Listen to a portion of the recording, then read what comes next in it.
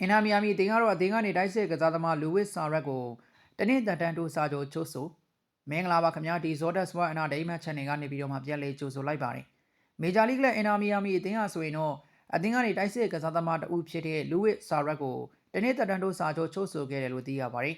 အသက်38နှစ်အရွယ်ရှိပြီဖြစ်တဲ့လူဝစ်ဆာရက်ကတော့2024ခုနှစ်က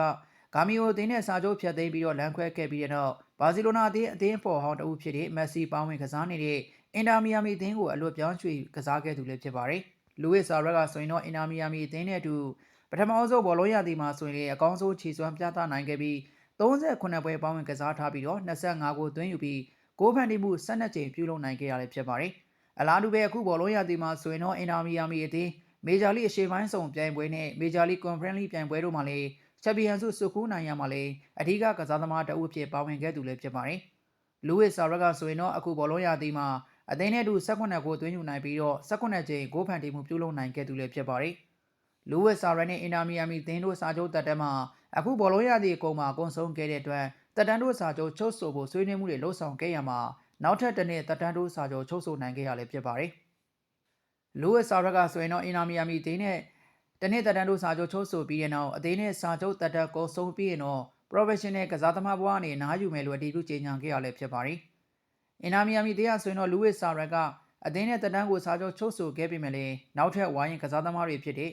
ဘတ်စကွက်နဲ့အမ်ဘာတို့ကလည်း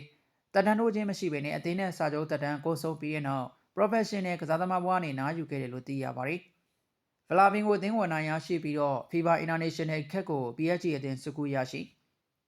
FIFA Intercontinental Cup ပိုလူဝဲဖြစ် PSG အသင်းနဲ့ဖလာဗင်ကိုအသင်းတို့ကစားခဲ့ရမှာPSG အသင်းကပင်နယ်တီဆုံးဖြတ်နေနိုင်ရရှိပြီးတော့ချန်ပီယံဆုကိုစုကူနိုင်ခဲ့တယ်လို့သိရပါတယ်။အဲ့ဒီပွဲစဉ်မှာဆိုရင်တော့ပွဲချိန်မိနစ်90နဲ့အချိန်ပိုမိနစ်30တို့မှာတေးရလက်ထွက်ပေါ်နေတဲ့အတွက်ပင်နယ်တီဆုံးဖြတ်ကန်သွင်းခဲ့ရမှာ PSG အသင်းက2ဂိုးဖလာဗင်ကိုအသင်းက1ဂိုးသာသွင်းယူနိုင်ခဲ့ရလည်းဖြစ်ပါတယ်။ FIFA Intercontinental Cup ကိုတော့ FIFA Cup World Cup လို့ကမ္ဘာပေါ်မှာရှိတဲ့တိုက်ကြီးတွေအလိုက်အဆင့်တန်းအမြင့်ဆုံးပြိုင်ပွဲတို့မှာချန်ပီယံဆုစုကူနိုင်ခဲ့တဲ့အသင်းတွေနဲ့အခုနှစ်ကစတင်ကျင်းပခဲ့ရလည်းဖြစ်ပါတယ်။ FIFA Intercontinental Cup ကတော့ကမ္ဘာတဝန်းမှာရှိတဲ့တိုက်ကြီးတွေအလိုက်အဆင့်မြင့်ဆုံးပြိုင်ပွဲမှာချန်ပီယံဆုစုကူနိုင်တဲ့ကလပ်အသင်း6သင်းဖြစ်တဲ့ဥရောပတိုက်ကချန်ပီယံ PSG အသင်းတောင်အမေရိကတိုက်ကချန်ပီယံဖလာဗင်ကိုအသင်းအာရှတိုက်ကချန်ပီယံအေအာလီအသင်းမြောက်အမေရိကတိုက်ကချန်ပီယံခရူအာဇယ်အသင်း